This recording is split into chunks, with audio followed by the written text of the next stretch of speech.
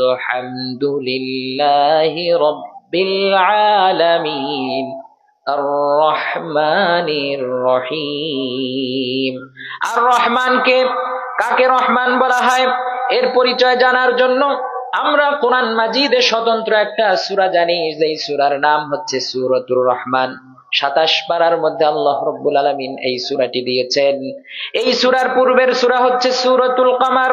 ওই সূরার মধ্যে আল্লাহ রাব্বুল আলামিন অতীতের অবাধ্য জাতি, অত্যাচারী জাতি, আদ জাতি, সামুদ জাতি, যারা আল্লাহ রাব্বুল আলামিনের আনুগত্য করে নাই, আল্লাহ রাব্বুল আলামিন যে বিধান দিয়েছেন ওই বিধান অনুযায়ী চলে নাই, তাদের সাথে আল্লাহ রাব্বুল আলামিন কেমন আচরণ করেছেন, অতীতের জাতিসমূহের অত্যাচারের কথা তুলে ধরেছেন। আর মাঝে মাঝে প্রশ্ন করেছেন, ফাকাইফা কানা আযাবি ওয়া নুযুর, আমার অবাধ্যকারী জাতিদের সাথে আমি আল্লাহর আচরণটা কেমন ছিল, আমার আযাবের তীব্রতা কেমন ছিল, আমার গজব কেমন ছিল। সূরাতুল কমারের মধ্যে আল্লাহ তাআলা অতীত জাতিসমূহের অত্যাচারের কথা তুলে ধরেছেন, আর মাঝে মাঝে প্রশ্ন করেছেন ফাকাইফা কানা আযাবি ওয়া নুযুর। আর সূরাতুর রহমানের মধ্যে আল্লাহ রাব্বুল আলামিন রহমানের পরিচয় তুলে ধরেছেন।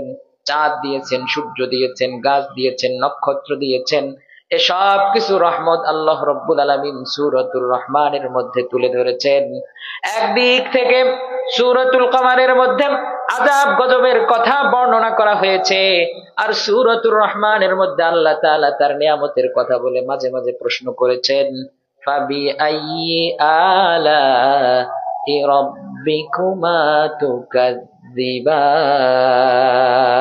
আল্লাহু আকবার।